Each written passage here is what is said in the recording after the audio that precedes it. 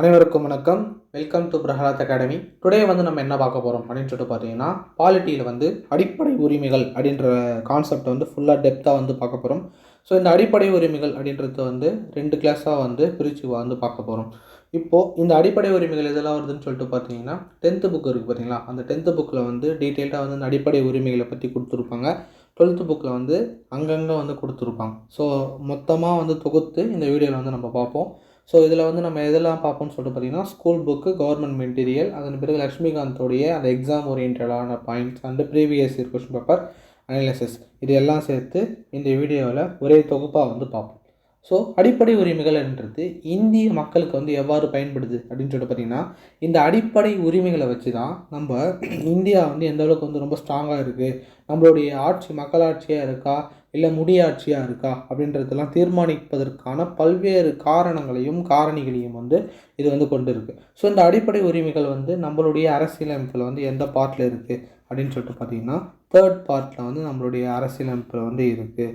Article 12 article 35 வரைக்கும் அடிப்படை உரிமைகளை பற்றி சொல்லுது. ஸோ இந்த அடிப்படை உரிமைகளை மொத்தம் எத்தனை உரிமைகள் இருக்குதுன்னு சொல்லிட்டு பார்த்திங்கன்னா 6 உரிமைகள் இருக்குது. ஆர்டிக்கல் 14 ஆர்டிக்கல் 32 வரைக்கும் அந்த 6 உரிமைகளை பற்றி சொல்லுது. ஸ்டார்டிங்கில் அடிப்படை உரிமைகள் மொத்தம் எத்தனை இருந்ததுன்னு சொல்லிட்டு பார்த்திங்கன்னா, மொத்தம் 7 அடிப்படை உரிமைகள் இருந்தது. இப்போ 6 தான் இருக்குது. 7ஆவதாக இருந்த அடிப்படை உரிமை எதுன்னு சொல்லிட்டு பார்த்தீங்கன்னா, சொத்துரிமை அப்படின்னு சொல்கிற அந்த 7ஆவது இருந்த உரிமை, அதை 1944 அமெண்ட்மெண்ட், கான்ஸ்டியூஷன் அமெண்ட்மெண்ட் 1978 அந்த சொத்துரிமையை நீக்கிட்டு இருப்பாங்க. அதனால தான் இப்போ 6 உரிமைகள் இருக்குது. ஸோ அடிப்படை உரிமையை நம்ம என்னெல்லாம் சொல்லலாம்னு சொல்லிட்டு பார்த்திங்கன்னா, இந்தியாவினுடைய மேக்னா கர்ட்டா அப்படின்னு சொல்லிட்டு நம்ம சொல்லலாம். இதை எப்படி அமெரிக்க உரிமைகளின் மசோதா அப்படின்னு சொல்லிட்டு அதனுடைய அடிப்படையில் இருந்து நம்மளுடைய அடிப்படை உரிமைகளை கிரியேட் பண்ணியிருக்காங்க. ஸோ இந்த அடிப்படை உரிமைகள் அப்படின்றது முதல்ல எப்படிலாம் கிரியேட் ஆச்சு அப்படின்னு சொல்கிறேன். இதை நீங்கள் நோட் பண்ணிக்கோங்க. ஜேம்ஸ் மேடிசன் அப்படின்றவர் உரிமைகள் மசோதா அப்படின்னு ஒன்று கொண்டு வர்றாரு. எப்போ அப்படின்னு சொல்லிட்டு பார்த்தீங்கன்னா 1776. எப்போது 1776 விர்ஜீனியா உடன்படிக்கை அப்படின்னு சொல்லிட்டு யூஎஸ்ஏல ஒன்று ஏற்படுத்துகிறாங்க. அப்போ அதில் ஜேம்ஸ் மேடிசன் அப்படின்றவர் உரிமைகள் மசோதா அப்படின்றது ஒன்று கொண்டு வர்றாரு. அந்த உரிமைகள் மசோதா இது யூஎஸ்ஏல கொண்டு வந்தது. அதுக்கு முன்னாடி எங்கே கொண்டு வந்திருக்காங்கன்னு சொல்லிட்டு பார்த்தீங்கன்னா 1215 உரிமைகள் மசோதான்னு சொல்லிட்டு ஒன்று கொண்டு வந்திருக்காங்க. ஆங்கில உரிமைகள் மசோதா அப்படின்னு சொல்லிட்டு 1689 கொண்டு வந்திருக்காங்க.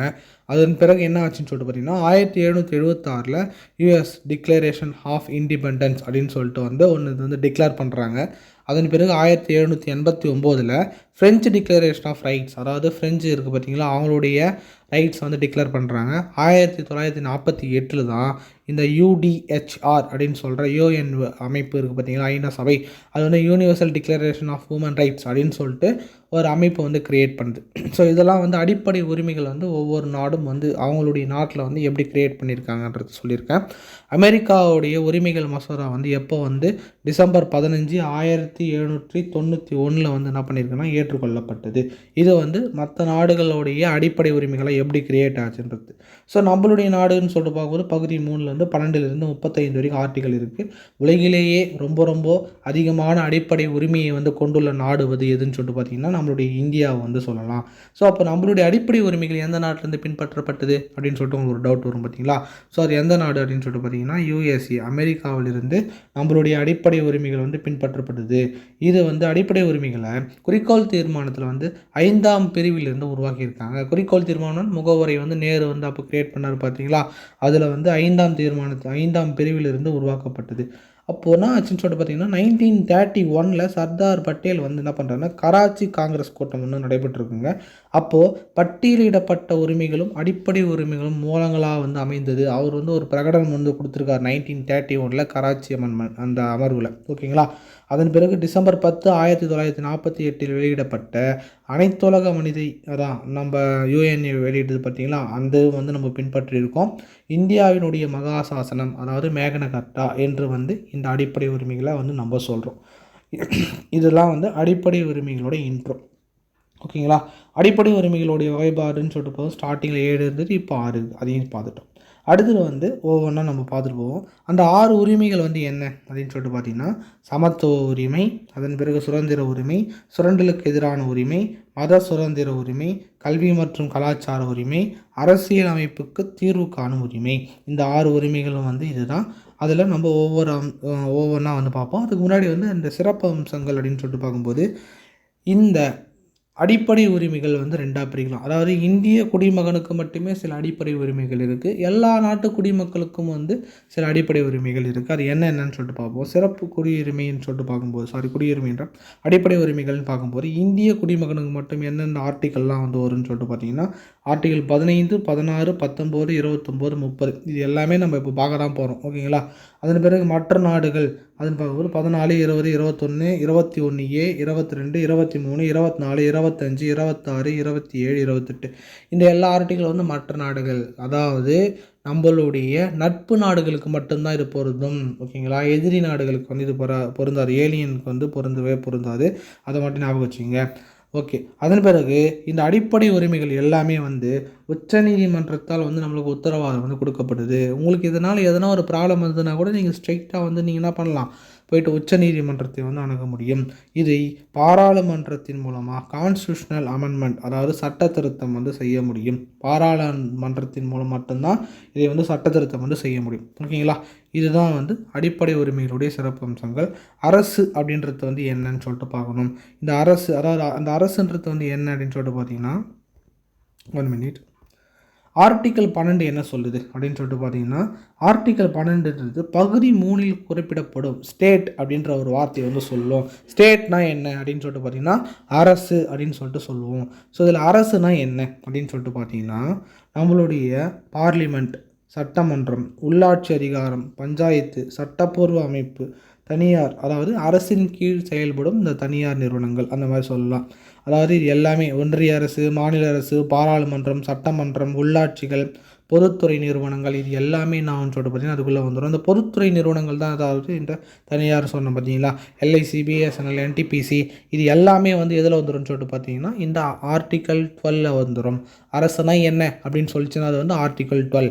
ஆர்டிக்கல் 13 வந்து என்ன சொல்லுது அப்படின்னு சொல்லிட்டு பார்த்தீங்கன்னா, அடிப்படை உரிமைகளுக்கு முரணாக ஒரு சட்டத்தை வந்து நம்ம ஏற்றுறோம் அப்படின்னா அந்த சட்டமானது செல்லவே செல்லாது அப்படின்னு சொல்லிட்டு சொல்லுது. அப்போது நீங்கள் என்ன பண்ணலான்னு சொல்லிட்டு பார்த்தீங்கன்னா, அடிப்படை உரிமை வந்து எனக்கு வந்து பாதிப்படையுது சார், அதனால் நீங்கள் என்ன பண்ணலாம், ஸ்ட்ரெயிட்டாக வந்து சுப்ரீம் கோர்ட் அண்ட் ஹை கோர்ட்டுக்கு போய்ட்டு நீங்கள் வந்து முறையிடலாம். ஸோ உச்சநீதிமன்றத்துக்கும் உயர்நீதிமன்றத்துக்கும் போய்ட்டு நீங்கள் வந்து இதை முறையிடும்போது அவங்க உங்களுடைய அடிப்படை உரிமை வந்து பாதிக்கப்பட்டிருக்கான்னு செக் பண்ணிவிட்டு அதற்கு உண்டான தீர்வு வந்து கொடுப்பாங்க. அது எப்படி, நீங்கள் மக்களாண்ட இருந்து அடிப்படை உரிமைகள் பாதிக்கப்பட்டதா, இல்லை அரசு மூலமாக உங்களுடைய அடிப்படை உரிமைகள் பாதிக்கப்பட்டிருக்கான்னு பார்த்தீங்கன்னா, இரண்டின் மூலமாக எதில் ஏற்பட்டாலும் நீங்கள் என்ன பண்ணலாம், உச்சநீதிமன்றத்தையும் உயர்நீதிமன்றத்தையும் அணுகி உங்களுடைய அந்த அடிப்படை உரிமைக்கான தீர்வை வந்து பெற முடியும்.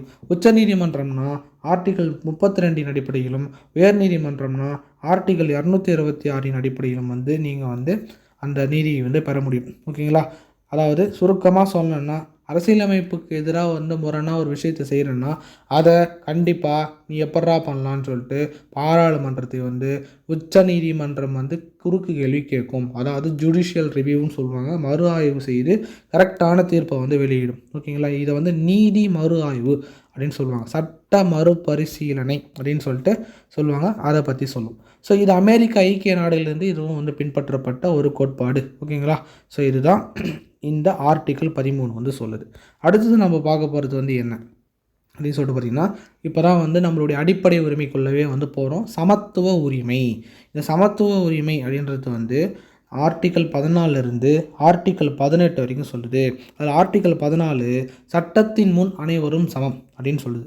சட்டத்தின் முன் அனைவரும் சமம். இது வந்து எதிலிருந்து நம்ம எடுத்தோம்னு சொல்லிட்டு பார்த்தீங்கன்னா, பிரிட்டிஷ் கோட்பாடு, அதாவது இங்கிலாந்து இருக்குது பார்த்திங்கன்னா, அவங்கக்கிட்ட இருந்தும் சட்டத்திற்கு முன் சமமான பாதுகாப்பு அப்படின்னு சொல்லிட்டு யூஎஸ்ஏவில் இருந்தும் நம்ம வந்து எடுத்திருக்கோம். ஓகேங்களா? ஸோ இதுதான் வந்து ஆர்டிக்கல் வந்து 14 வந்து சொல்லுது. அப்போ இந்த சட்டத்தின் ஆட்சி, சட்டத்தின் முன் அனைவரும் சமம்னு சொல்லிட்டு சொல்கிறோம் பார்த்தீங்களா? ஸோ இப்போ சட்டத்தின் முன் அனைவரும் சமம்னா என்னென்னா, இந்தியாவில் பிறந்த உடனே இந்திய குடியுரிமை நீங்கள் பெற்றிருக்கும் போது சட்டத்தின் முன் அனைவரும் சமம் அப்படின்னு சொல்கிறது வந்து எதுன்னு சொல்லிட்டு பார்த்தீங்கன்னா இந்த ஆர்டிக்கல். அப்போது இந்த சட்டத்தின் முன் அனைவரும் சமம்ன்றது வந்து எல்லாருக்கும் பொருந்துமா அப்படின்னு சொல்லிட்டு பார்த்தீங்கன்னா கிடையாது.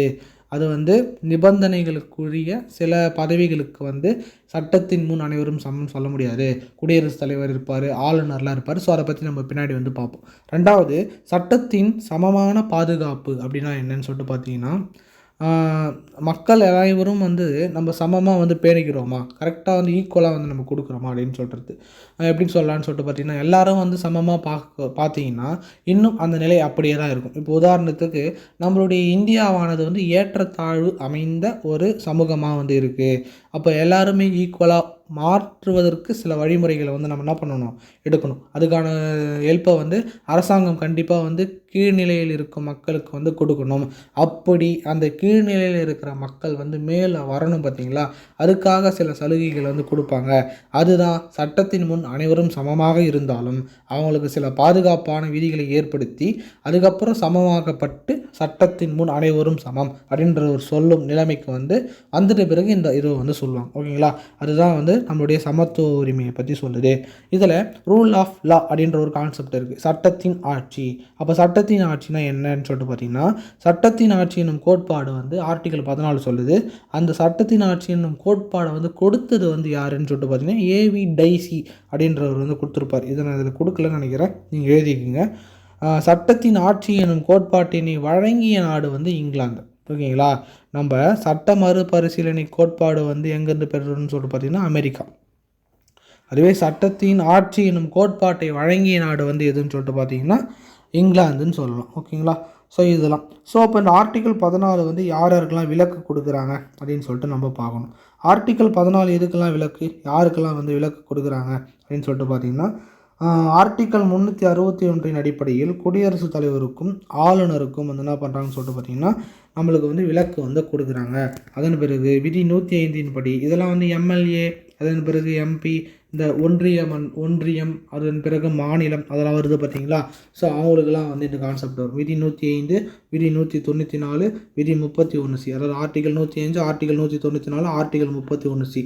ஓகேங்களா, இந்த 31Cன்றது சொத்துரிமையை பற்றி வந்துடும். வெளிநாட்டு தூது வரையும் வந்து அவங்களுக்குலாம் சில விதிவிலக்குகள் இருக்குது. நீங்கள் பாட்டுக்குன்னு இப்போது குடியரசுத் தலைவர் வந்து சட்டத்தின் முன் அனைவரும் சமம்னு சொல்லிட்டு அவர் ஒரு தப்பு பண்ணுறார், உடனே சட்டத்தின் முன் அனைவரும் சமம் தூக்கி அவர் ஜெயிலில் போடணும். நாட்டினுடைய நிலை வந்து என்ன ஆகும், சீர்குலையை ஏற்படும். ஸோ அதனால் அவரெல்லாம் அப்படியே தூக்கிலாம் உள்ளே போட்டுற முடியாது. அந்த மாதிரி வந்து உங்களுக்கு நீங்கள் தேர்ந்தெடுக்கப்பட்ட அமைச்சராக இருந்தாலும் உடனே எல்லாம் உள்ளே தூக்கி போட முடியாது. அதற்குண்டான கால அவகாசம் வந்து நீதிமன்றம் கொடுக்கும். அதன் பிறகு வந்து நம்மளுடைய கான்ஸ்டியூஷனில் எல்லாமே சொல்லியிருக்கு, ஒருத்தர் வந்து குற்றம் பண்ணியிருக்கிறது நிரூபிக்கிறதுக்கான அந்த முறைகளை பின்பற்றி அவங்க குற்றம் செய்திருக்காங்கன்னு சொல்லிட்டு நிரூபிக்கப்படுற வரைக்கும் அவங்களுக்கு வந்து இந்த சட்டத்தின் முன் அனைவரும் சமம் என்ற 14 உடனே வந்து எல்லாத்தையும் செய்ய மாட்டாங்க. அதுவும் நம்மளுடைய அரசியலமைப்பில் வந்து கோரப்பட்ட விதிகளை பின்பற்றி செய்வாங்க. ஓகேங்களா, அதுதான் வந்து இதெல்லாம் குடியரசுத் தலைவர், ஆளுநர், அப்புறம் வந்து மக்களவையுடைய தலைவர், அப்புறம் வந்து மக்களவை சபாநாயகர், மக்களவை உறுப்பினர்கள், அப்புறம் வந்து மாநிலங்களவை உறுப்பினர்கள், சட்டமன்ற உறுப்பினர்கள், இவங்கெல்லாம் வந்து இதுலேருந்து கொஞ்சம் வந்து அந்த ப்ரொசீஜர் வந்து ஃபாலோ பண்ண மாட்டாங்க. வேறு ஒரு ப்ரொசீஜர் ஃபாலோ பண்ணி குற்றமானவர்கள் என்று நிரூபிக்கப்பட்ட பிறகு திரும்பவும் சட்டத்தின் முன் அனைவரும் சமம். அப்போ அவங்க அந்த பதவியிலேருந்து நீக்கப்படுவாங்க, ஒரு சாதாரண பிரஜையாகிடுவாங்க. அதன் பிறகு அவங்களுக்கு அதற்குண்டான தண்டனையை வந்து கொடுப்பாங்க. இதுதான் வந்து ஆர்டிகல் 14 வந்து சொல்லுது. ஓகேங்களா, அடுத்தது நம்ம பார்க்க போகிறது வந்து ஆர்டிகல் 15. ஆர்டிகல் 15 வந்து என்ன சொல்லுதுன்னு சொல்லிட்டு பார்த்தீங்கன்னா, மதம், இனம், சாதி, பாலினம், பிறந்த இடம், இது எல்லாத்தையும் வச்சு ஒருத்தரை வந்து அதாவது பாகுபாடு வந்து காட்டக்கூடாது. ஒருத்தனுடைய ஜாதி வச்சியோ, ஒருத்தருடைய மதத்தை வைத்தோ, ஒருத்தருடைய இனத்தை வைத்தோ, அவங்க ஆணோ பெண்ணோ என்று அதனுடைய கருத்து வேறுபாடை வைத்தோ, ஒருத்தன் இந்த இடத்துல பிறந்துட்டான் அப்படின்னு சொல்லிட்டு அந்த இடத்தை வைத்தோ பாகுபாடு வந்து நம்ம காட்டக்கூடாது அப்படின்னு சொல்கிற ஆர்டிக்கல் வந்து என்னன்னு சொல்லிட்டு பார்த்தீங்கன்னா ஆர்டிக்கல் 15. ஓகேங்களா, அதுவே சமூக பொருளாதார நலிவடைந்த பிரிவினருக்கு என்ன பண்ணுவாங்கன்னு சொல்லிட்டு பார்த்தீங்கன்னா வேலைவாய்ப்பில் வந்து இடஒதுக்கீடுலாம் கொடுப்பாங்க. இப்போது இதில் வந்து நீங்கள் சிறப்பு சலுகைகள்லாம் வந்து கொடுப்பாங்க. உதாரணத்துக்கு பெண்கள் வந்து குழந்தைகள் இருப்பாங்களே, பெண் குழந்தைகள் அவங்களுக்கு சில சிறப்பு சலுகைகள் வந்து கொடுக்குறாங்க. அதன் பிறகு சிறப்பு சலுகைகள்னு சொல்லிட்டு பார்க்கும்போது எதுக்காக கொடுக்குறாங்கன்னு சொல்லிட்டு பார்த்தீங்கன்னா, ஆல்ரெடி நான் ஃபஸ்ட்டு சொன்ன பார்த்தீங்களா, அதே மாதிரி தான் நம்மளுடைய நாட்டில் ஏற்கனவே சில சூழ்நிலைகளின் காரணமாக நான் சொல்லிட்டு பார்த்தீங்கன்னா பல பட்டியலினத்தவர்கள் கீழ்ந்த நம்மளுடைய தாழ்ந்த கம்யூனிட்டியில் இருக்கிறவங்களுக்கெல்லாம் வந்து பல கொடுமைகள் நடந்திருக்கு. அவங்க மீண்டும் எல்லாரும் சமமாக வரணுன்றதுக்காக அவங்களுக்காக வந்து என்ன பண்ணுவோம், இடஒதுக்கீடு அப்படின்றது ஒன்று க்ரியேட் பண்ணி அவங்களும் நம்மளும் ஈக்குவலாக வர வரைக்கும் சில சலுகைகள் வந்து கொடுப்பாங்க. இந்த சலுகைகள் எல்லாமே வந்து கொஞ்ச காலத்துக்கு தான். எல்லாருமே ஈக்குவல் ஆகிட்ட பிறகு இந்த சலுகைகள் எல்லாம் அனைத்தும் வந்து என்ன பண்ணுவாங்க, அகற்றிடுவாங்க. அகற்றிய பிறகு எல்லோரும் ஈக்குவலாக இருப்போம். அதன் பிறகு சட்டத்தின் முன் அனைவரும் சமம் என்ற கான்செப்டை வந்து நம்ம வந்து ஃபாலோ பண்ணுவோம். ஓகேங்களா? இதுதான். அதாவது உங்களுக்கு புரிகிற மாதிரி சொல்லணும் அப்படின்னு சொல்லிட்டு பார்த்தீங்கன்னா, இப்போ நான் ஸ்கூலில் டீச்சராக இருக்கிறேன்னு வச்சிங்களேன், எதற்காக வந்து இடஒதுக்கீடு வந்து கொடுக்கணும்னு சொல்லிட்டு சில பேருக்கு டவுட் வரும். ஸோ அதுக்காக சொல்கிறேன். ஸ்கூலில் வந்து அங்கே கம்யூனிட்டியே விட்டுருங்க. ஒரு 50 பேர் இப்போ என்கிட்ட பழகிற பசங்க ஒரு 50 பேர் இருக்கிறானுங்க. அப்போ அந்த 50 பேரில் வந்து எல்லாருமே ஃபஸ்ட் ரேங்க் எடுக்க முடியாது. ஸோ அதில் ஒருத்தர் வந்து நல்லா படிப்பான், சில பேர் வந்து ஆவரேஜாக படிப்பான், சில பேர் வந்து ரொம்ப கம்மியாக வந்து படிக்கிற மாணவர்கள் வந்து இருக்கிறாங்க. ஸோ இதில் நான் ரொம்ப கம்மியாக படிக்கிற மாணவர்களின் மீது அதிகமான அக்கறையை வந்து செலுத்துகிறோம். ஓகேங்களா? நல்லா படிக்கிற மாணவர்கள் மீது அவனுக்கு தெரியும், நம்ம வந்து இந்த அளவுக்கு டீச் பண்ணால் அவன் கரெக்டாக பண்ணிவிடுவான். ஆனால் இந்த லாஸ்ட்டாக இருக்கிற மாணவர்கள் மீது தனிப்பட்ட ஒரு அக்கறையும் தனிப்பட்ட ஒரு வேறு ஏதோ ஒன்று வந்து அவனுக்கு கொடுக்கணும். அப்படி கொடுத்தா தான் அவனை ஃபஸ்ட் ரேங்க் எடுக்கிறான் பார்த்தீங்களா, அவனுக்கு ஈக்குவலாக கொண்டு வர முடியும். பார்த்தீங்களா? அப்போது இங்கே அக்கறையானவர்கள், அந்த அக்கறை நான் செலுத்துகிறேன் பார்த்தீங்களா, அது யாருக்கு அதிகமாக செலுத்துகிறேன், படிக்காமல் இருக்கிற பையனுக்கு. அவனை வேறு வழியில் போனாலும் அதை திருத்தி நான் என்ன பண்ணணும், இவனுக்கு ஈக்குவலாக வந்து கொண்டு வரணும். ஃபஸ்ட் ரேங்க் எடுக்கிறவனுக்கோ இல்லைனா ஃபஸ்ட்டு அந்த கிரேட் எடுக்கிறாங்கள்ல, அந்த 60% மேலே எடுக்கிறாங்க பார்த்தீங்களா, அவனுக்கு ஈக்குவலாக கொண்டு வரதுக்கு போடுற எஃபோர்ட் தான் கவர்மெண்ட் வந்து எல்லாருக்கும் வந்து போடுது. இதுதான் வந்து சிம்பிளாக சொல்லணும்னா உங்களுக்கு புரிய வைக்கிறது. அடுத்தது வந்து இதனால் சிறப்பு சலுகைகளில் வந்து 2005 93rd கான்ஸ்டியூஷனல் அமெண்ட்மெண்ட்டில் கல்வி நிறுவனங்களுக்கு வந்து என்ன பண்ணுறாங்கன்னா, அந்த சேர்க்கை தொடர்பான சிறப்பு சலுகைகள் வந்து கொடுக்குறாங்க. ஓகேங்களா? இதுதான் ஆர்டிக்கல் 15. ஓகேங்களா? இதெல்லாம் புக்கில் இருக்காதுங்க, தனியாக நோட்ஸ் எடுத்துக்கங்க. ரொம்ப ரொம்ப ரொம்ப ரொம்ப ரொம்ப இம்பார்ட்டன்ட். அடுத்தது வந்து ஆர்டிக்கல் 16. ஆர்டிக்கல் 16 வந்து என்னென்னு பார்த்தீங்கன்னா, வேலை வாய்ப்புகளில் சம வாய்ப்பு. ஓகேங்களா? இந்த வேலை வாய்ப்புகளில் சம வாய்ப்புனா என்னென்னா, எல்லாருக்கும் ஒரு குறிப்பிட்ட வயது வந்தவுடனே அதனுடைய தகுதி வைத்திருக்கும் போது அனைவருக்கும் வந்து அந்த வேலை வாய்ப்பில் வந்து சமமான வாய்ப்பு வந்து ஏற்படும். ஓகேங்களா? அந்த சம வாய்ப்பு வந்து கொடுக்கறத பற்றி சொல்கிறது தான் இந்த ஆர்டிக்கல் 16. ஓகேங்களா? இருந்தாலும் நம்ம என்ன பண்ணணும், அதே பிற்படுத்தப்பட்டவர்கள் இருக்கிறதால அவங்களுக்கு சில சிறப்பு சலுகைகள் கொடுத்து அவங்களுக்கு வந்து அவங்களுடைய இது வந்து முன்ன வந்து எடுத்து வைக்கணும். ஸோ அதுக்காக வந்து ஆர்டிக்கல் 16 சில சலுகைகள்லாம் தருது. அப்படி வந்து ஒரு சலுகைகள் போடுறது தானே இது மண்டல் கமிஷன் 1979 வந்து போடப்பட்டது. மொரார்ஜி தேசாய் வந்து அந்த டைமில் வந்து பிரதமராக இருக்கார். பிற்படுத்தப்பட்டோர் ஆணையம் அப்படின்ற ஒரு ஆணையத்தை வந்து அந்த டைம் வந்து கிரியேட் பண்ணுறாங்க. அதை பற்றி நம்ம டீட்டெயிலாக பார்ப்போம். அதை வந்து மண்டல் வழக்கு அப்படின்னு சொல்லிட்டு சொல்லுவாங்க. ஓகேங்களா? என்னென்னு சொல்லுவாங்க, மண்டல் வழக்கு. ஸோ அதனுடைய கான்செப்ட் என்னென்னு பார்ப்போம். ஃபஸ்ட்டு எங்களுக்கு வந்து பிற்படுத்தப்பட்டவர்களுக்காக வந்து ஒரு ஆணையம் வேணும், எங்களுக்கு ஒரு இடஒதுக்கீடு வேணும்னு சொல்லிட்டு 1953 வந்து என்ன பண்ணுறாங்கன்னா, காக்கே கலாய்கர் அப்படின்னு சொல்லிட்டு ஒரு முதல் பிற்படுத்தப்பட்ட ஒரு ஆணையம் வந்து அமைக்கப்படுது. ஓகேங்களா? அந்த ஆணையத்துடைய ரிப்போர்ட் வந்து எப்போ சப்மிட் ஆகுதுன்னு சொல்லிட்டு பார்த்தீங்கன்னா 1955 சப்மிட் ஆகுது. 1963 சுப்ரீம் கோர்ட் வந்து என்ன சொல்லுதுன்னா, இடஒதுக்கீடு இருக்குது பார்த்தீங்களா, ஓகே நீங்கள் வந்து இடஒதுக்கீடு கேட்குறீங்க, உங்களுடைய மக்கள் தொகை உங்களுடைய கம்யூனிட்டியில் இருக்கிறவங்களுடைய மக்கள் தொகை அதிகமாக இருக்குது, ஒத்துக்கிறேன், அதனால் உங்களுக்கு இடஒதுக்கீடு தரேன். ஆனால் அந்த இடஒதுக்கீடு வந்து 50% மேலே வந்து போகவே கூடாது அப்படின்னு சொல்லிட்டு ஒரு ரூல்ஸோட சுப்ரீம் கோர்ட் வந்து ஒரு ஆர்டர் வந்து பாஸ் பண்ணுது. 1979 மொரார்ஜி தேசாய்க்கும் என்ன பண்ணுறாரு, இதை மண்டல் கமிஷன் போட்டு 1980 வந்து மண்டல் வந்து என்ன பண்ணுறாரு, ரிப்போர்ட் வந்து கொடுக்குறாரு. அவர் என்ன சொல்கிறாருன்னு சொல்லிட்டு பார்த்தீங்கன்னா, 3743 கம்யூனிட்டிஸ் இருக்குது. இதில் அந்த ஓபிசின்னு சொல்லுவோம் பார்த்தீங்களா, அதில் 3743 கம்யூனிட்டி இருக்குது. அதாவது ஒட்டுமொத்த மக்கள் தொகையில் 52% இருந்து யார் இருக்காங்க, அந்த ஓபிசி பிரிவினர்கள் இருக்கிறாங்க. ஸோ அவங்களுக்கு வந்து நம்ம 27% வந்து ரிசர்வேஷன் வந்து கொடுக்கணும் அப்படின்னு சொல்லிட்டு யார் சொல்கிறாங்கன்னா, இந்த மண்டல் ரிப்போர்ட் வந்து சொல்லுது.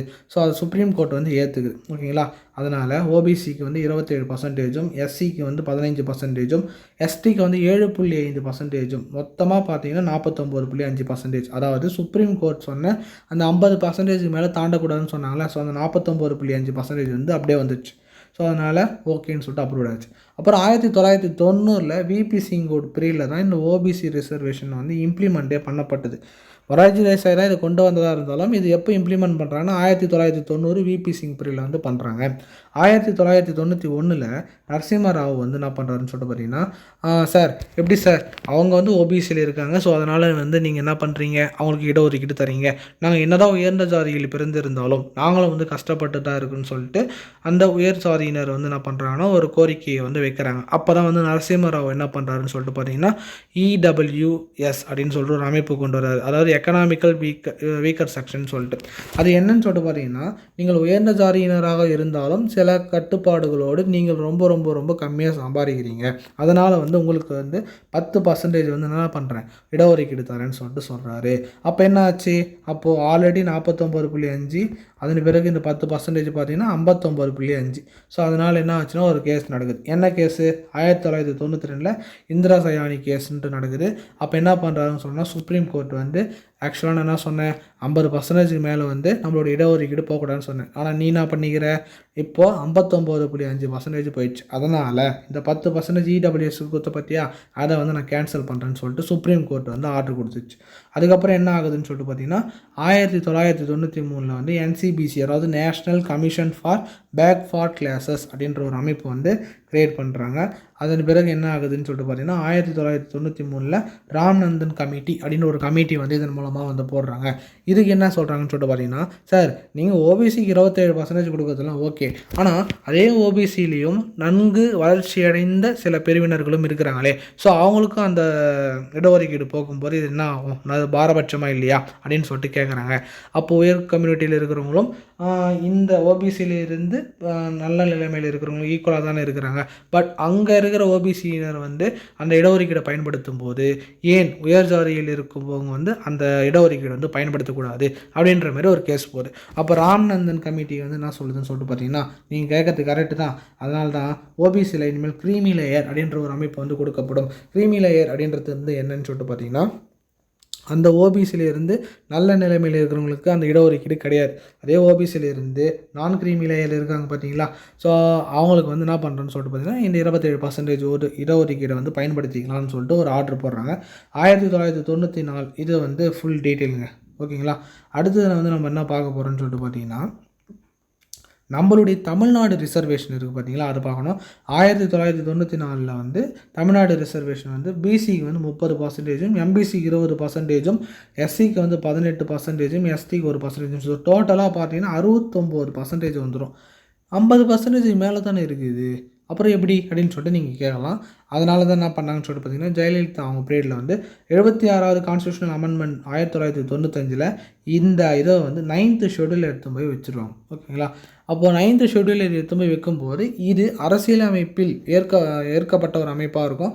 அதனால் வந்து சுப்ரீம் கோர்ட் வந்து இதில் வந்து தலையிட முடியாது. ஓகேங்களா. ஏன்னா அதிலே கான்ஸ்டியூஷன்லேயே சொல்லிடுச்சு, அதனால் வந்து எதுவுமே பண்ண முடியாது. அதனால் அந்தமாதிரி பண்ணியிருப்பாங்க. ஓகேங்களா. இப்போ நம்மளுடைய ரிசர்வேஷன் 69%. அதன் பிறகு நம்ம பார்க்க போகிறது வந்து என்னன்னு சொல்லிட்டு பார்த்தீங்கன்னா ஆர்டிக்கல் 17. ஆர்டிக்கல் 17னா என்ன அப்படின்றது இப்போ ரொம்ப டெப்த்தாக வந்து பார்ப்போம். ஆர்டிக்கல் 17 வந்து என்ன சொல்லுது அப்படின்னு சொல்லிட்டு பார்த்தீங்கன்னா, தீண்டாமை ஒழிப்பு அப்படின்ற ஒரு விஷயத்தை வந்து சொல்லுது. அப்போது தீண்டாமை ஒழிப்புன்றது வந்து கரெக்டாக சொல்லணும்னு சொல்லிட்டு பார்த்தீங்கன்னா, நம்மளுடைய அரசியல் அமைப்பில் தீண்டாமைக்கான அந்த வரையறை சரியாக கொடுக்கவே இல்லை. தீண்டாமை என்பது ஒவ்வொரு மனிதருக்கும் வேறு வேறு பட்சமாக வந்து இருக்கும். தீண்டாமை இப்போ நம்மளுடைய புத்தகத்தில் இப்போ தீண்டாமை ஒரு பாவச் செயல், தீண்டாமை ஒரு மனித தன்மையற்ற செயல், தீண்டாமை ஒரே பெருங்குற்றம் அப்படின்ட்டு. ஸோ அது உண்மையிலே கரெக்டு தாங்க. அதனால் வந்து யாரையும் வந்து நம்ம வந்து கேவலமாக நினைக்கக்கூடாது, யாரையும் வந்து அன்டச்சபிலிட்டியை வந்து ஃபாலோ பண்ணக்கூடாது, எல்லாருமே ஈக்குவலாக வந்து நினைங்க. ஓகேங்களா. அந்த தீண்டாமை ஒழிப்புக்காக கொண்டு வரப்பட்டது ஆர்டிக்கல் 17. நல்லா ஒன்று கவனிங்க, இது எல்லாமே அப்சல்யூட் அப்படின்றதுல வந்து இது வந்துடும். அதாவது இது வந்து நிபந்தனைகளுக்கு உரியதாக இருந்தது இது வரைக்கும் நம்ம பார்த்த எல்லா ஆர்டிக்கலும். ஆனால் இது வந்து நிபந்தனைகளே இல்லை, கண்டிப்பாக அதை ஃபாலோ பண்ணி தான் ஆகணும், இல்லைன்னா தண்டனை அப்படின்ற மாதிரி வந்துருக்கும். இது குடியரசுத் தலைவரே அதை ஃபாலோ தப்பு பண்ணாலும் இதுக்கு உண்டான தண்டனை ஸ்ட்ரெயிட்டாக வந்து கிடைக்கும். ஓகேங்களா. ஸோ அந்த மாதிரியான இது வந்து ஆர்டிக்கல் 17. அதனால இது வந்து அப்சல்யூட்னு சொல்லுவாங்க. 1955 இது வந்து என்ன பண்ணியிருக்காங்க, திருத்தம் பண்ணியிருக்காங்க. சிவில் உரிமைகள் பாதுகாப்பு சட்டம் சொல்லிட்டு திருத்தம் பண்ணியிருக்காங்க. சரியான தீண்டாமைக்கு உண்டான ஒரு வரையறை வந்து கொடுக்கல. ஓகேங்களா. அதை முதல்ல தெரிஞ்சுக்கிங்க. ரெண்டாவது, இந்த சட்டம் வந்து நவம்பர் 19 1976 அப்பவும் திருத்தப்பட்டிருக்கு. அதுக்கப்புறம் தான் குடிமக்களின் உரிமைகள் பாதுகாப்பு சட்டம் சொல்லிட்டு 1955ன்னு சொல்லிட்டு பெயர் மாற்றம் பண்ணப்பட்டது. இது வந்து தனிநபருக்கு எதிராகவும் வந்து என்ன பண்ணியிருக்கலாம், வழங்கப்படக்கூடிய ஒரு சட்டமாக வந்து இருக்குது. ஓகேங்களா. இந்த சட்டத்தின் அடிப்படையில் வந்து 6 மாதம் சிறையும் 500 ரூபாய் அபராதம் அல்லது ரெண்டுமே கூட நம்ம வந்து என்ன பண்ணலாம், தரலாம் அப்படின்னு சொல்லிட்டு சொல்லியிருக்காங்க. இது வந்து ஆர்டிக்கல் 17 பற்றி பார்க்குறது. அடுத்தது ஆர்டிக்கல் 18. இந்த ஆர்டிக்கல் 18 வந்து என்ன சொல்லுது, பட்டங்களை ஒழித்தல் அப்படின்றது. இராணுவ கல்விசார் பட்டங்களை தவிர மற்ற பட்டங்கள் எல்லாத்தையும் வந்து ஒழிச்சிடுறது. அதாவது ஆங்கிலேயர்கள் கொடுத்த பட்டங்கள், நம்மளுடைய பேருக்கு வந்து பின்னாடி போட்டுக்கிற அந்த சாதி அந்த பட்டங்கள்லாம் வந்து அறவே வந்து துறக்கணும் அப்படின்றது. பட் சில இடத்துல வந்து என்ன போட்டுட்டு தான் இருக்கிறாங்க. பட் ஆனால் முற்றிலும் வந்து வெளிநாட்டிலேருந்து கொடுக்குற பட்டங்கள்லாம் கூட நம்மளுடைய ஃப்ரெண்ட்லி நாடாக இருக்குது பார்த்தீங்களா, அந்த நாட்டோடைய பட்டங்கள் வந்து நம்ம ஏற்றுக்கொள்கிறோம். ஆனால் வந்து நம்மளுடைய நாட்டில் கொடுக்குற அந்த பத்மஸ்ரீ, பத்ம விபூஷன், பாரத ரத்னா அந்த விருதுகள் வந்து பேருக்கு முன்னாடி வந்து நம்ம வந்து போட்டுக்கலாம். ஓகேங்களா. அந்த மாதிரியான பட்டங்கள்லாம் வந்து நம்ம துறக்க வேண்டும் என்ற அவசியம் வந்து கிடையாது. அதனால் கல்வி மற்றும் இராணுவம் இருக்குது பார்த்தீங்களா, இந்த துறைகளை தவிர அந்த அரசு கௌரவ பட்டங்கள்லாம் வழங்கவே கூடாது. மகாராஜா, இந்த ராவ் பகதூர், திவான் பகதூர் இந்த பட்டங்கள்லாம் வந்து என்ன பண்ணிட்டாங்கன்னா தடை போட்டிட்டாங்க. நீங்கள் அந்த காலத்தில் இருந்த அறிஞர்கள் படிக்கும்போது அந்த பேர்லாம் இருக்கும், இவங்களுக்கு இந்த பட்டங்கள் கொடுத்தாங்கன்ட்டு. இப்போ வந்து அதை பயன்படுத்தக்கூடாதுன்ற மாதிரி சொல்லியிருக்காங்க. இந்த விதியை மீறினா எவ்வித தண்டனையும் அரசியலமைப்பில் சொல்லவே இல்லை. ஓகேங்களா. அதனால தான் இப்போது நம்மளுடைய பிரைம் மினிஸ்டர் மோடி இருக்காருன்னு வச்சிங்களேன், அவருடைய கம்யூனிட்டி நேமை பின்னாடி போட்டுட்டு தான் இருக்கார். ஓகேங்களா. ஆக்சுவலாக இது தவறு, இதுக்கு ஒரு தண்டனை இருக்குது, இந்த மாதிரி யூஸ் பண்ணவே கூடாதுன்னா அவருடைய உண்மையான பேர் மட்டும்தான் வரும். யாருமே வந்து பின்னாடி வந்து அந்த கம்யூனிட்டி நேம் வந்து சேர்க்கக்கூடாது அப்படின்ற மாதிரி ஆகிட்டுருக்கும். இதுவும் ஒரு வகையான சுதந்திரமாக வந்து கொடுத்துருக்காங்க. அது நம்ம வந்து மிஸ்யூஸ் பண்ணாமல் இருந்தால் ஓகே. பாரத ரத்னா, பத்ம விருதுகள்லாம் இருக்குது பார்த்தீங்களா, அதெல்லாம் வந்து நீங்கள் உங்களுடைய பேரில் வந்து சேர்த்துக்கலாம். 1996ஆம் ஆண்டில் வந்து பாலாஜி ராகவன் எதிர் இந்திய யூனியன் வழக்கில் வந்து இது வந்து தீர்ப்பு வந்து கொடுத்துருக்காங்க. இந்த மாதிரிலாம் நீங்கள் சேர்த்துக்கலான்னு சொல்லிட்டு 1996ஆம் ஆண்டு நடந்த பாலாஜி ராகவன் எதிர் இந்திய யூனியன் வழக்கில் வந்து இந்த தீர்ப்பு கொடுத்துருக்காங்க. இதை வந்து நீங்கள் நோட் பண்ணிக்கோங்க. ஓகேங்களா. அடுத்தது வந்து நம்ம பார்க்க போகிறது வந்து சுதந்திர உரிமை. சுதந்திர உரிமை அப்படின்றது ஆர்டிக்கல் 19 ஆர்டிக்கல் 22 வரைக்கும் வந்து சொல்லுது. அதை பற்றி இப்போ நம்ம ரொம்ப டெப்த்தாக வந்து பார்க்க போகிறோம். ஆர்டிக்கல் 19 வந்து என்ன சொல்லுது, ஒரு 6 வகையான சுதந்திர உரிமையை வந்து சொல்லுது. அது என்ன அப்படின்னு சொல்லிட்டு பார்த்தீங்கன்னா, இதில் வந்து நான் மொத்தமாக சொல்லிவிட்டேன். நான் இப்போ 1 by 1 சொல்கிறேன். நீங்கள் அப்படி நோட் பண்ணிங்க, இல்லை டிக் பண்ணிக்கினே வந்துடுங்க, இல்லை எழுதிக்கிங்க. ஆர்டிக்கல் 19(1)A வந்து என்ன சொல்லுதுன்னா, பேச்சுரிமை மற்றும் கருத்துக்களை வந்து வெளியிடுவதற்கான சுதந்திரத்தை வந்து சொல்லுது. ஆர்டிக்கல் 19(2) வந்து என்ன சொல்லுதுன்னா, ஆயுதமே இல்லாமல் அமைதியாக கூடுவதற்கான சுதந்திரத்தை பற்றி சொல்லுது.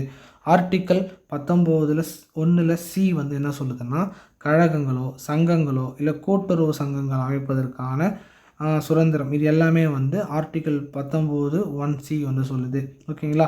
இதில் கூட்டுறவு சங்கங்கள் அமைப்பதற்கான வார்த்தை வந்து 97வது சட்ட திருத்தம் 2011 வந்து சேர்க்கப்பட்டிருக்கு. அதையும் எழுதிக்கிங்க. எப்போன்னா 97வது சட்ட திருத்தம் 2011 மூலம் சேர்க்கப்பட்டது. அதன் பிறகு ஆர்டிக்கல் 19(1)D வந்து என்ன சொல்லுதுன்னு சொல்லிட்டு பார்த்தீங்கன்னா, இந்தியா முழுவதும் எந்த பகுதிக்கும் நீங்கள் வந்து சுற்றிட்டு வரலாம், இடம்பெயரலாம் அப்படின்னு சொல்லுது. அதேமாதிரி ஆர்டிக்கல் 19(1)E வந்து என்ன சொல்லுதுன்னா, இந்தியாவில் எந்த பகுதியில் வேண்டாலும் நீங்கள் தங்கி வாழ்வதற்கான சுதந்திரத்தை வந்து சொல்லுது. எங்கே வேணாலும் நீங்கள் வந்து குடியேறலாம். ஆர்டிக்கல் 19(1)G வந்து என்ன சொல்லுதுன்னா, இந்தியாவில் நீங்கள் எந்த ஒரு விரும்பிய தொழிலையும் வந்து செய்யலாம் அப்படின்றது வந்து சொல்லுது. ஆனால் இதில் சில ரூல்ஸ்லாம் இருக்குது. இப்போ நீங்கள் இதை ஃபாலோ பண்ணுறது எல்லாமே இந்தியாவினுடைய இறையாண்மைக்கு எதிராக வந்து எதுவுமே பண்ணாத மாதிரி இருக்கணும். ஓகேங்களா. நீங்கள் விரும்பிய தொழிலெலாம் செய்யலான்னு சொல்கிறதால, சார் நான் வந்து எனக்கு ரொம்ப திருடுறது பிடிக்கும், எனக்கு கொலை பண்ணுறது பிடிக்கும் அப்படின்னு சொல்லிட்டு அந்த மாதிரியான விஷயங்கள்லாம் செய்யக்கூடாது. இந்தியாவின் இறையாண்மைக்கும் இந்திய மக்களுக்கும் எந்த ஒரு ப்ராப்ளம் வராத மாதிரி எந்த ஒரு தொழில் வேணாலும் நீங்கள் வந்து செய்யலாம். அதே மாதிரி எந்த மாதிரியான ஒரு பேச்சையும் வந்து பேசலாம். நீங்கள் உங்களுக்கு ஒரு மைக்கு கிடச்சிருச்சின்னு சொல்லிட்டு மேலே ஏறி இந்தியாவே திட்டிகிட்டு இருக்கக்கூடாது. இந்தியாவுடைய இறையாண்மையை வந்து பழித்து பேசக்கூடாது. எல்லாருக்கும் வந்து ஆயுதங்கள் வந்து இல்லாமல் கூட்டம் கூடலாம், நீங்கள் ஆயுதத்தோடு வச்சுக்கிட்டு கூட கூட்டக்கூடாது. ஆயுதமேந்திய கிளர்ச்சியை, ஒரு உள்நாட்டு கலவரத்தை வந்து நீங்கள் ஏற்படுத்துகிற மாதிரி ஒரு பேச்சோ இல்லை அதுக்கேற்ற மாதிரி ஒரு கூட்டமோ வந்து நீங்கள் கூட்டக்கூடாது. ஸோ இந்த மாதிரியான விஷயங்கள்லாம் வந்து சுதந்திரத்தை பாதிக்கும் ஒரு உரிமையை வந்து நீங்கள் செய்கிறீங்கன்னா அதற்குண்டான தண்டனையும் வந்து இதில் வந்து கொடுத்துருக்காங்க. ஓகேங்களா? அதனால் இந்த மாதிரி பார்த்துங்க. சார் எனக்கு ரொம்ப பிடிச்ச தொழில் வந்து சும்மா பேசிகிட்டு இருக்குது தான் சொல்லிட்டு கண்டதையும் போய் பேசிட்டு மாட்டிக்கக்கூடாது. எனக்கு வந்து தொழில் செய்யாமல் இருக்கிறதுக்கு கூட உங்களுக்கு உரிமை இருக்குது. நான் சும்மா இருக்கிறது தான் சார் எனக்கு பிடிக்குன்னு சொல்லிட்டு, அதுதான் எனக்கு விரும்பிய தொழில் அப்படின்னு சொல்லிட்டு கூட உங்களுக்கு இந்தியாவில் வந்து பர்மிஷன் கொடுக்குறாங்க. ஆனால் எனக்கு வந்து ரொம்ப பிடிச்ச தொழில் வந்து கஞ்சா வந்து பயிரிடுறது, போதைப் பொருட்களை வந்து பயிரிடுறது, போதைப் பொருட்களை வந்து விற்கிறது ரொம்ப பிடிக்குன்னு சொல்லிட்டு அந்த மாதிரிலாம் நீங்கள் பண்ணிட்டீங்கன்னா தூக்கி உள்ளே போட்டு நாட்டிடுவாங்க. ஓகேங்களா? அதனால் அந்த மாதிரியான இதெல்லாம் வந்து இல்லை. இந்தியாவினுடைய இறையாண்மைக்கு பாதிப்பு வராத வண்ணம் நீங்கள் வந்து பார்த்துக்கணும். அடுத்தது ஆர்டிகல் 20 வந்து என்ன சொல்லுது அப்படின்னு சொல்லிட்டு பார்த்தீங்கன்னா, குற்றவாளிக்கு தண்டிக்கப்படுவதிலிருந்து அந்த பாதுகாப்பு வந்து கொடுக்குது. ஓகேங்களா? குற்றவாளிகள் வந்து தண்டிக்கப்படுவதிலிருந்து ஒரு பாதுகாப்பு வந்து கொடுக்குறது தான் வந்து என்னென்னு சொல்லிட்டு பார்த்தீங்கன்னா ஆர்டிகல் 20. அது எந்த மாதிரியான இதுவெல்லாம் கொடுக்குதுன்னு சொல்லிட்டு பார்த்தீங்கன்னா, பின்னோக்கி சென்று காலத்திற்கு உட்பட்ட சட்டம், இரட்டை இடர், தன்னைத்தானே குற்றம் சாட்டுதல், இந்த மாதிரியான கான்செப்ட்லாம் இருக்குது. இது எப்படி அப்படின்னு சொல்லிட்டு பார்த்தீங்கன்னா, பின்னோக்கி சென்று காலத்திற்கு உட்பட்ட சட்டம்னா, ஒருத்தருக்கு வந்து ஆல்ரெடி ஒரு தண்டனை கொடுத்துட்டாங்க. திரும்பி அதே கான்செப்டை காமிச்சு நீ இது பண்ணிட்டுன்னு சொல்லிட்டு கேட்டேன்னு வச்சிங்களேன், அது வந்து ஒரு குற்றம். இரட்டை இடர்னா ஒருத்தன் வந்து ஒரு தப்பு செய்கிறான்னா அந்த ஒரு தப்புக்கு ஒரு தண்டனை தான் கொடுக்கணும். அந்த ஒரு தப்புக்கு ஒரு தண்டனையை விட்டுட்டு நீ அந்த ஒரு தப்புக்கு பல தண்டனையை கொடுத்தனா அதுவும் குற்றம் தான். தன்னைத்தானே குற்றம் சாட்டுதல்னு சொல்லுவாங்க. அதாவது அவனே விட்னஸாக மாறி சொன்னாலும் வந்து கோர்ட்டில் வந்து எடுத்துக்காது. சார் நான் தான் சார் கொலை பண்ணேன்னு சொல்லிட்டு அவன் சொன்னாலும் ஏற்றுக்காது. ஏன் அப்படின்னு சொல்லிட்டு பார்த்தீங்கன்னா, அவனை யாராவது மிரட்டியோ இல்லை எதனா பண்ணியோ அவனை ஒப்புக்க வைக்கலாம். இல்லைனா அதனால் வந்து அவங்க குடும்பத்துக்கு என்ன பாதிப்பு வர மாதிரி இருந்தாலும் அவனை ஒத்துக்க வச்சு என்ன பண்ணலாம், அந்த பொய்யை வந்து சொல்ல வைக்கலாம்ல. அதனால் விட்னஸ் அப்படின்றது வந்து நம்மளுடைய கோர்ட்டோ எதுவாக இருந்தாலும் வந்து கேட்பாங்க. அதனால் இது 3 ரொம்ப ரொம்ப இம்பார்ட்டன்ட். பின்னோக்கி சென்று காலத்திற்கு உட்பட்ட சட்டம்ன்றது வந்து ஏற்கனவே செய்த தப்புக்கு தண்டனை பெற்றுட்டேன், அவன் ஆல்ரெடி வந்து அந்த தப்பு பண்ணியிருக்கான், அதனால் இப்பயும் பண்ணியிருப்பான்னு சொல்லிட்டு கூப்பிட்டு அவனுக்கு தண்டனை கொடுக்குறது. அந்தமாதிரி தப்பு பண்ணக்கூடாது. இரட்டை இடர்னா ஒரு வாட்டி செஞ்ச தப்புக்கு திரும்ப திரும்ப திரும்ப தண்டனை வந்து கொடுத்துட்டு இருக்கக்கூடாது. ஓகேங்களா? அதன் பிறகு தன்னைத்தானே குற்றம் சாட்டுதல் அப்படின்னு சொல்லிட்டு பார்க்கும்போது, அவனே வந்து விட்னஸாக மாறி வந்து சொல்லும்போது கூட நம்ம கரெக்டாக தீர விசாரித்து வந்து கொடுக்கணும். அதையும் வந்து ஏற்றுக்கக்கூடாது அப்படின்னு சொல்கிற மாதிரி இதில் வந்து சொல்லியிருக்காங்க. இதில் ஒரு காமெடி நடந்தது எங்கள் ஸ்கூலில். என்ன ஆச்சுன்னு சொல்லிட்டு பார்த்தீங்கன்னா, இரட்டை இடர் இருக்குது பார்த்தீங்களா, அந்த மாதிரி தான்.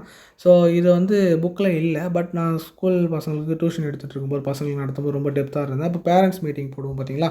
ஸோ அந்த பேரண்ட்ஸ் மீட்டிங் போடும்போது ஆல்ரெடி வந்து என்ன ஆச்சுன்னு சொல்லிட்டு பார்த்தீங்கன்னா, பையன் வந்து கொஞ்சம் சரியாக படிக்கிறதில்ல அப்படின்னு சொல்லிட்டு சொல்லி அனுப்பிச்சேன். ஸோ வீட்டில் வந்து என்ன இருக்குது, அவங்க பேரண்ட்ஸ் வந்து திட்டியிருக்காங்க, அடிச்சிருக்காங்கன்னு வச்சிங்களேன். அதன் பிறகு என்ன ஆச்சுன்னு சொல்லிட்டு பார்த்தீங்கன்னா, டெஸ்ட்டு மறுநாள் அப்படி தான் பண்ணேன். அதே டெஸ்ட்டு தான் வச்சேன். ஸோ அதே டெஸ்ட்டு தான் வச்சதுக்கும் என்ன பண்ணியிருக்காங்கன்னு சொல்லிட்டு பார்த்தீங்கன்னா, அதே ரொம்ப கம்மியாக தான் படிக்காமல் வந்து எழுதிட்டான் பையன். ஸோ அதனால் வந்து என்ன ஆச்சுன்னு சொல்லிட்டு பார்த்தீங்கன்னா, மார்க் கம்மி பண்ணி 5 டைம்ஸ் இம்போசிஷன் எழுதிட்டு வாடான்னு அவன் வந்து கேட்குறான். சார் ஆல்ரெடி நீங்கள் வந்து இந்த தப்பு பண்ணது எங்கள் வீட்டில் திட்டாங்க, அடிச்சிட்டாங்க, திரும்பவும் வந்து நீங்கள் எனக்கு அதே தப்புக்கு வந்து நீங்கள் ஒரு தண்டனை கொடுக்குறீங்களே அப்படின்ற மாதிரி கேட்டான். இந்த அளவுக்கு நல்லா பாடத்தை புரிஞ்சு வச்சுக்கிறான், பட் படிக்கல. ஓகேங்களா? ஸோ இந்த மாதிரி ஒரு கான்செப்ட் நடந்தது. ஆனால் அதுக்கு இதுக்கு சம்மந்தம் கிடையாது. ஓகேங்களா? அதாவது அது ஜுடிஷியரி, இது லெஜிஸ்லேட்டிவ்னு சொல்லுவோம் பார்த்தீங்களா, அந்தமாரி தான் சொல்லி அவனுக்கு அப்போ நான் புரிய வச்சேன். ஸோ இது வந்து ஆர்டிகல் 20. ஓகேங்களா? ஆர்டிகல் 20னா குற்றவாளிகளுக்கு தண்டிப்பதிலிருந்து பாதுகாப்பு. அடுத்தது வந்து நம்ம பார்க்க போகிறது ஆர்டிகல் 21. ஆர்டிகல் 21 வந்து என்னென்னா, தனிநபர் சுதந்திரம் அப்படின்றது வந்து என்ன அப்படின்றது பார்க்குறோம். ஸோ தனிநபர் சுதந்திரத்தை பற்றி சொல்கிறது தான் ஆர்டிகல் 21.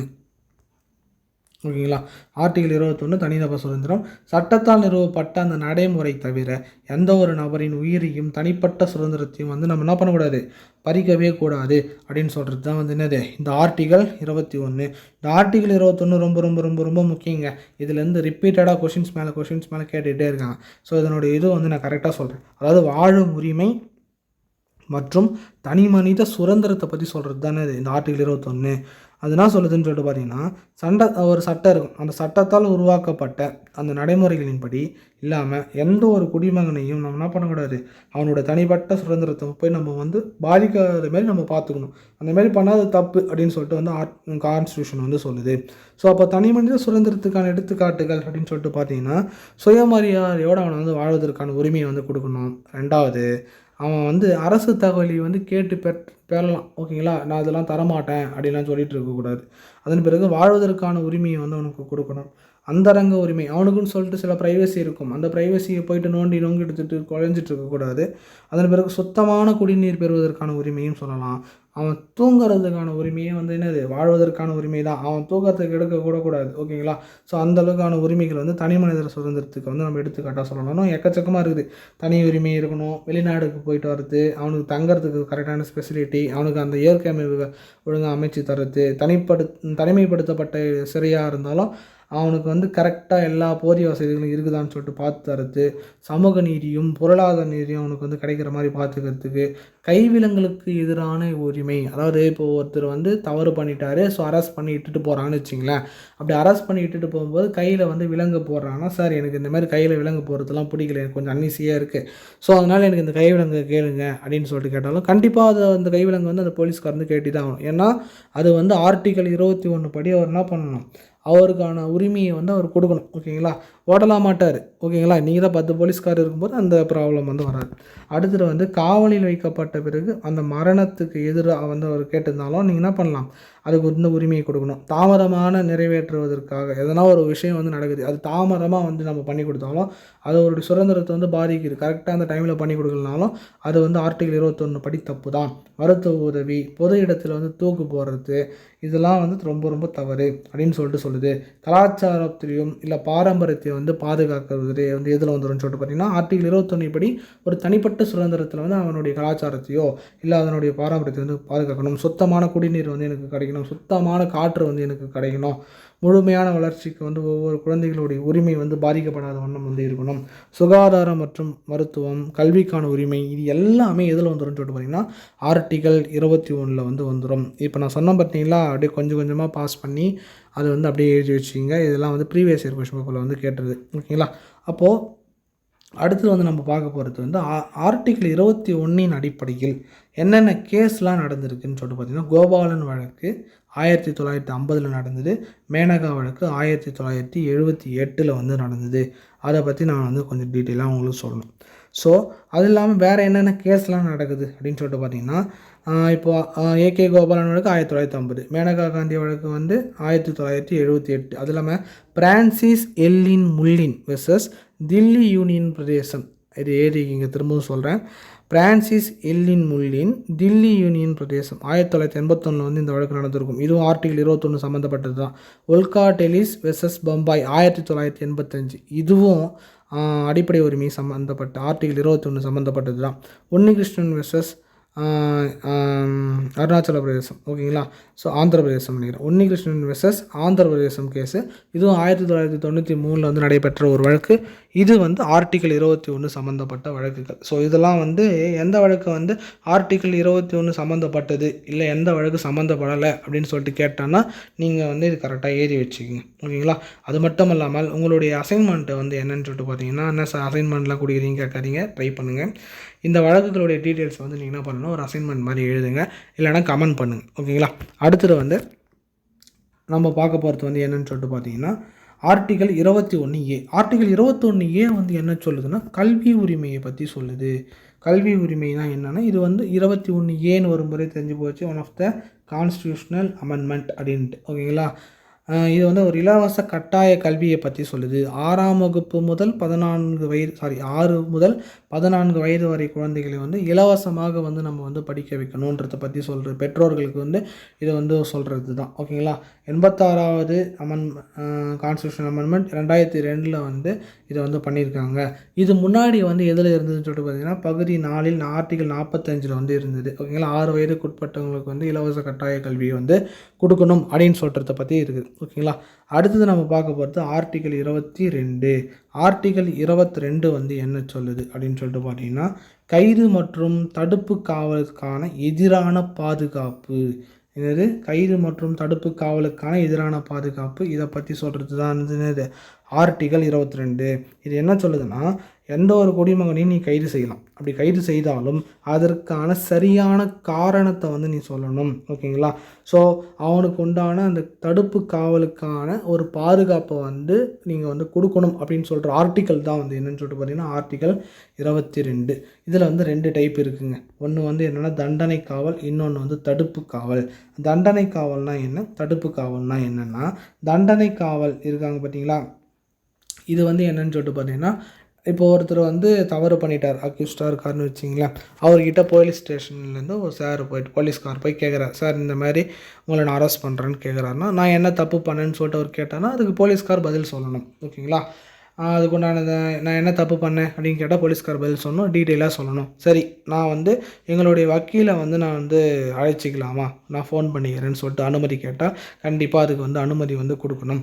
அது மட்டும் இல்லாமல் அரெஸ்ட் பண்ணி கூட்டிகிட்டு போகும்போது எனக்கு கைவிலங்கெல்லாம் போடாதீங்க சார், எனக்கு ஒரு மாதிரியாக இருக்குதுன்னு சொல்லிட்டு பார்த்தீங்கன்னா அது போடவே கூடாது.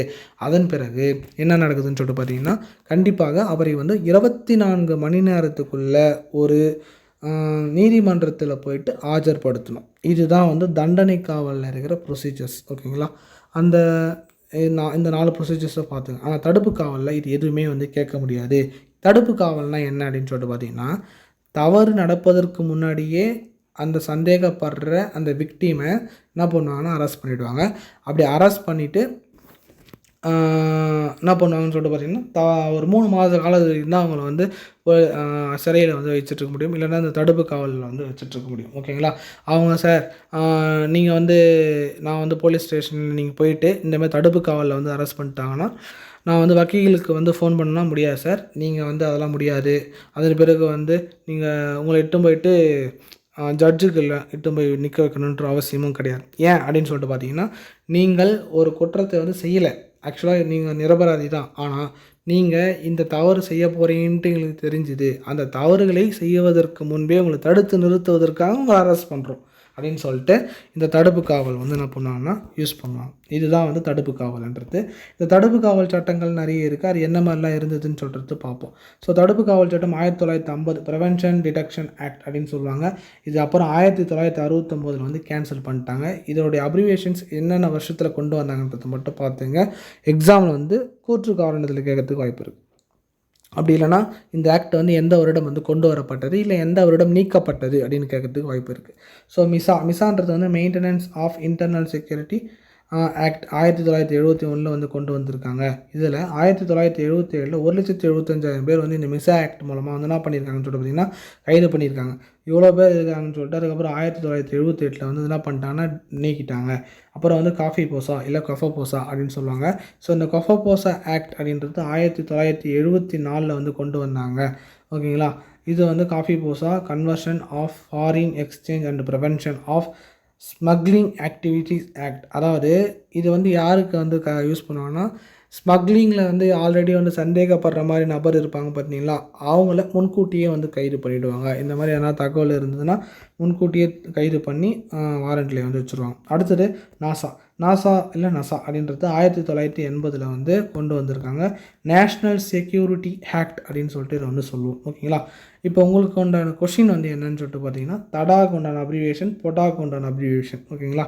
இதை வந்து நீங்கள் வந்து கமெண்ட்டில் வந்து பண்ணுங்கள். அதனால தான் அது நான் எழுதவே இல்லை. 1985 1995 வந்து நீக்கப்பட்டது. 2002 வந்து பொடா வந்து கொண்டு வந்தாங்க. 2004 வந்து நீக்கப்பட்டது.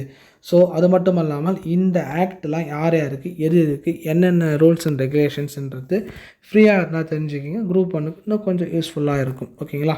ஸோ இதுதான் வந்து இன்றைக்கி ஃபுல்லாக நம்ம ஃபண்டமெண்டல் ரைட்ஸில் பார்ட் 1 வந்து நம்ம பார்க்க வேண்டியது. இந்த வீடியோ உங்களுக்கு பிடிச்சிருந்ததுன்னா லைக் பண்ணுங்கள், ஷேர் பண்ணுங்கள், சப்ஸ்கிரைப் பண்ணுங்கள்.